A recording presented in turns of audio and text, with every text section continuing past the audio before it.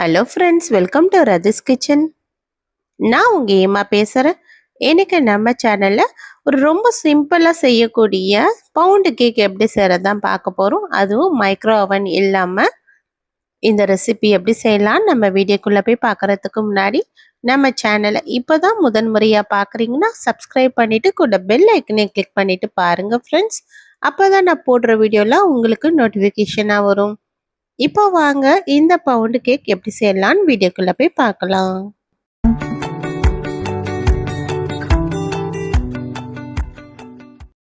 Friends, இந்த bound cake செய்கிறதுக்காக இது போல் ஒரு அகலமான மிக்சிங் பவுல் எடுத்துக்கலாம்.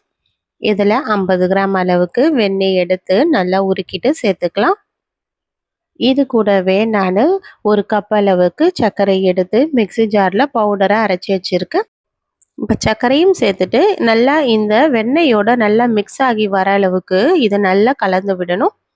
இது போல் நல்லா சர்க்கரையும் வெண்ணெயும் நல்லா கரைஞ்சி நல்லா ஒன்றுக்கொன்று நல்லா மிக்ஸ் ஆகி வர அளவுக்கு நல்லா கலந்து விட்டுடலாம்.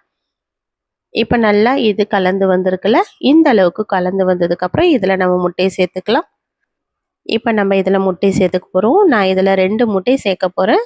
முதல்ல இது போல் ஒரு முட்டையை உடைச்சிட்டு சேர்த்துக்கலாம். சேர்த்துட்டு நல்லா கலந்து விட்டுக்கலாம். இது போல் நல்லா ஒரு 2 நிமிஷத்துக்கு கலந்து கொடுக்கணும்.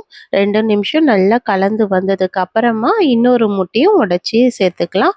இப்போ நான் இன்னொரு முட்டையும் உடைச்சி சேர்த்துட்டு இதையும் நல்லா கலந்து விட்டுடுறேன். இப்போ இதை நல்லா மிக்ஸ் ஆகி வரட்டும். இது நல்லா இது போல் நல்லா அடித்து கலந்து கொடுக்கணும். அப்போ தான் இது நல்லா சாஃப்டாக வரும் நமக்கு இந்த கேக்கு. இப்போ நல்லா கலந்து விட்டதுக்கு அப்புறமா இதில் 3/4 கப் அளவுக்கு மைதா சேர்த்துக்கலாம். மைதா சேர்த்துட்டு இது கூடவே ஃப்ரெண்ட்ஸ் நான் சொல்கிறதெல்லாம் நீங்கள் சேர்த்துக்குங்க. 1/4 ஸ்பூன் அளவுக்கு பேக்கிங் சோடா, 1/2 ஸ்பூன் அளவுக்கு பேக்கிங் பவுடர், அது கூடவே 1 ஸ்பூன் அளவுக்கு கஸ்டர்ட் பவுடர் ஆட் பண்ணிக்கோங்க. நான் கஸ்டர்ட் பவுடர் பேக்கிங் பவுடர் சேர்த்ததெல்லாம் கொஞ்சம் வீடியோவில் ஸ்கிப் ஆகிருக்கு, அதனால தான் நான் உங்ககிட்ட சொல்கிறேன். இதெல்லாம் நீங்கள் சேர்த்துட்டு நல்லா கலந்து விட்டுக்குங்க. இப்போ இதை நல்லா இது போல் ஒரே சைடாக நல்லா மிக்ஸ் பண்ணி விடணும். இது போல் நல்லா மிக்ஸ் பண்ணி விட்டோம்னா கேக் நல்லா சாஃப்டாக வரும். நமக்கு பேட்டர் வந்து ரெடி ஆகும். இப்போ ஓரளவுக்கு திக்னஸ்ஸாக இருக்குல்ல, அதனால் காசி ஆற வச்ச திக்கான பால் எடுத்து சேர்த்துட்டு இதையும் நல்லா கலந்து விட்டுக்கலாம். இப்போ நல்லா இது போல் கலந்து விடணும். இந்த கேக் பேட்டரில் இருக்கிற பாலெல்லாம் நல்லா மிக்ஸ் ஆகி இந்த அளவுக்கு வந்துடுச்சுல, நல்லா இந்த அளவுக்கு வந்ததுன்னா போதும். இப்போ நம்ம இதை எடுத்து ஒரு கேக் ட்ரேயில் மாற்றிக்கலாம். இன்றைக்கி நான் ஸ்டவ்வில் தான் நான் ரெடி பண்ண போகிறேன் இந்த கேக்கு. அதனால் இந்த கேக் ட்ரேயில் கொஞ்சமாக பட்டர் ஷீட் அப்ளை பண்ணி இதில் கொஞ்சம் பட்டரும் அப்ளை பண்ணிவிட்டு இப்போ நான் இந்த கேக் பேட்டரு சேர்த்துக்க போகிறேன். நீங்கள் மைக்ரோ ஓவன் இருந்ததுன்னா மைக்ரோ ஓவனில் கூட வச்சுக்கோங்க. 20 மினிட்ஸுக்கு 180 டிகிரிக்கு நீங்கள் பேக் பண்ணி எடுத்துக்கலாம். இப்போ நான் இன்றைக்கி ஸ்டவ்வில் தான் பேக் பண்ண போகிறேன். அதனால் இட்லி பாத்திரத்தில் நார்மலாக இட்லிலாம் வேக வைப்போம்ல, அது போல் தண்ணி சேர்த்துட்டு நல்லா கொதிச்சதுக்கு அப்புறமா ஒரு பிளேட் அதுக்கு மேலே வச்சு இந்த கேக் ட்ரேவை வச்சு நல்லா ஒரு 20 நிமிஷத்துக்கு நல்லா பேக் பண்ணி எடுத்துக்குங்க.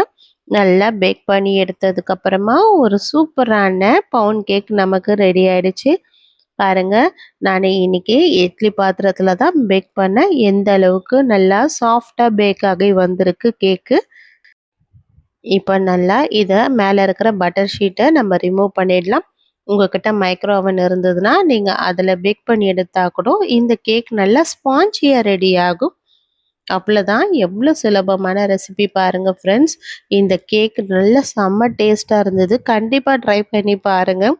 இது ஒரு டிஃப்ரெண்ட்டான டேஸ்ட்டில் ரொம்ப சுலபமாக செய்யக்கூடிய கேக் ரெசிபி தான். கண்டிப்பாக நீங்களும் ட்ரை பண்ணி பாருங்கள் ஃப்ரெண்ட்ஸ். ட்ரை பண்ணி பார்த்துட்டு எப்படி இருக்குன்னு எனக்கு மறக்காமல் கமெண்ட் பண்ணுங்கள்.